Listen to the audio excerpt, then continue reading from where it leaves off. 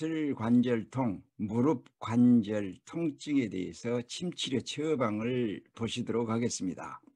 슬관절염도 그 원인은 수도 없이 많을 것입니다. 그 중에 대표적인 것들로 퇴행성 관절염입니다. 나이가 들어서 무릎을 또 오래 사용해서 관절에 염증이 생기고 통증이 생기는 것을 말합니다. 풍습성 관절염이 있습니다. 흔히 말하는 루마티스 관절염이죠. 화농성 관절염이 있습니다. 세균 감염에 의한 병증입니다. 무릎을 삐는 염좌에 의한 통증도 있을 수가 있고요. 다음에 관절 주위의 조직, 인대라든가 근이라든가 연골이라든가 조직들의 손상에 의해서 염증이 생기는 경우도 있을 수 있습니다. 이렇듯이 무릎 통증에는 수많은 원인들이 있는데 한의학에서는 관절통의 원인을 대체로 풍한습의 침습에 의한 질환으로 보고 그 치료도 원인에 따라 다르게 하고 있습니다. 우선 루마티스 관절염은 관절 주위를 둘러싸고 있는 활막에 염증이 생기는 것인데요. 면역 체계라는 것은 인체 내의 외부 사기에 대하여 방어 역할을 해야 하는 면역 체계가 교란되어서 자신의 조직이라든가 세포, 장기들을 무분별하게 공격하는 그런 자가 면역 질환이 루마티스 관절염입니다. 면역이라는 것은 체내에 세균이나 바이러스 같은 병원체가 침입하지 못하도록 방어를 하거나 병원체가 침입하면 그것들을 저항하는 능력을 면역이라고 하는데요. 우리 몸에서 그 대표적인 면역 세포는 백혈구지요.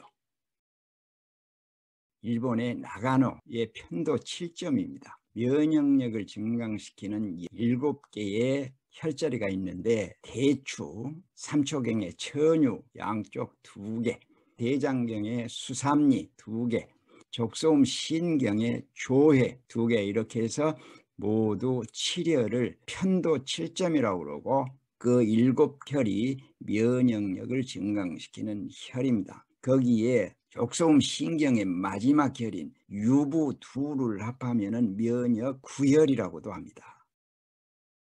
슬관절, 무릎은 위쪽에 대퇴골이 있고 아래쪽에는 경골, 그리고 가운데에 슬개골, 이렇게 3개의 뼈가 무릎 관절을 구성하고 있습니다. 무릎을 옆에서 본 모습입니다. 위쪽에 대퇴골이 있고 또 아래쪽에는 경골이 있고 앞쪽에 슬개골이 이렇게 있습니다.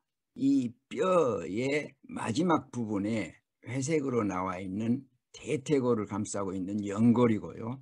이 아래쪽에는 경골을 감싸고 있는 연골이 있습니다. 그리고 이 사이가 관절강인데요. 속에는 활액낭, 활액주머니가 이렇게 둘러싸고 있고 그 활액주머니 속에는 활액이 들어있어서 윤활유 역할을 하기 때문에 마찰을 막아주는 그러한 역할을 하고 있습니다. 그 처방혈로는 몇 가지 방법이 있는데요. 첫 번째, 내스란, 외스란 확정 위중 자침 방법입니다. 내스란과 외스란에는 간접등, 침에 걸어서 3회 이상 해주면 효과가 더 좋습니다. 그리고 무릎 안쪽으로 통증이 있다는 분은 비경의 혈애와 음능천에 추가를 해주고요. 무릎 바깥쪽 통증이 있는 분들은 조경명 위경의 양구라든가 담경의 양릉천, 위경의 족삼리 등을 추가해 주면 좋습니다. 내스란은 우리 정경에는 없는 침자리입니다. 동시에 스란이라는 혈이 있는데 그 스란에는 내스란과 외스란이 있다고 되어 있습니다. 그리고 이 외스란은 독비라고도 하는데요. 이 무릎을 직각으로 세웠을 때 양쪽에 쏙 들어가는 것이 소의 코같이 생겼다고 해서 독비라고 합니다. 이 내스란과 외스란을 자침할 때는 무릎의 중심을 향해서 자침을 하면 되는데 이 침을 평행 이상으로 끝을 올려야 나중에 뜸을 이렇게 걸었을 때에 뜸이 빠져나오지를 않습니다. 확정혈은 슬개골 상현으로 되어 있습니다. 이렇게 90도로 꺾은 상태에서는 슬개골보다는 많이 올라간 자리가 됩니다. 이 허벅지를 향해서 약간 사자를 하면 됩니다. 위중은 환자를 의자에 앉게 하고 45도로 자침을 하는 것이 직자가 됩니다. 이 무릎 중심을 향하면은 뇌슬 안에서 들어간 침과 뇌슬 안에서 들어간 침과 위중에서 들어간 침 끝이 만나는 방향으로 중앙을 향해서 침을 하시면 됩니다. 이 위중을 자침할 때에는 가끔 이 발끝까지 침감이 강하게 오는 경우가 있습니다. 그래서 위중을 자침할 때는 꼭 여기는 짜릿하게 전기 칠 수가 있으니까요. 놀라지 마십시오. 그렇게 말하고 자침을 하는 게 좋습니다. 그리고 그 침감이라는 것은 신경계를 평정시킨다고 그런 말을 씁니다. 그 짜릿한 순간에 신경들이 깨어나는 그런 효과가 있다고 그렇게 되어 있습니다. 좌골신경이 이렇게 무릎 쪽에 와서는 경골신경과 비골신경으로 나눠지는데 그 신경을 자극하면은 짜릿한 것을 느낄 수가 있는 것입니다. 추가를 해줄 수 있는 혈들인데요. 무릎 안쪽에 통증이 있을 때는 혈액과 음능천을 추가해주면 좋습니다. 그리고 무릎 바깥쪽에 통증이 있는 경우는 양구를 자침을 하고요. 양릉천이라든가 족삼리를 추가해주면 효과가 좋습니다. 또 하나의 처방이 있는데요. 아프지 않는 쪽에 심포경의 내관혈이나 어깨의 동시기혈의 현중에다가 자침을 하고 아픈 쪽에 태충이나 함곡이나 이목을 자침하는 방법입니다. 이거는 견인침법인데요. 자, 아프지 않는 쪽에 내관을 자침하고 무릎 통증이 이렇게 간경이 올라가는 안쪽으로 있을 때는 태충에서 견인을 하고요.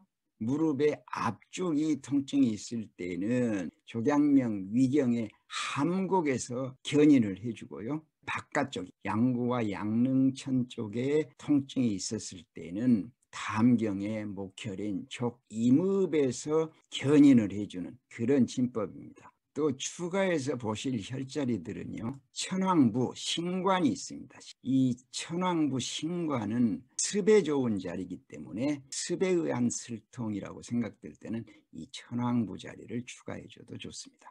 그리고 중간혈이 있는데요. 두째 손가락의 첫째 마디 정중앙이 중간혈인데 특히 이 중간혈은 발목이 삐었을 때에 이 중간혈에 침을 놓고 침을 돌려주면서 자극을 하면은 발목 삔 데가 시원해지는 것을 느끼는 아주 좋은 자리입니다. 또 무릎 치료에 쓸 수 있는 혈자리 중에 슬통혈이 있습니다. 평형침 혈자리인데요. 곡지에 약간 뒤쪽에 있다고 돼 있는데 곡지하고 같이 보셔도 됩니다.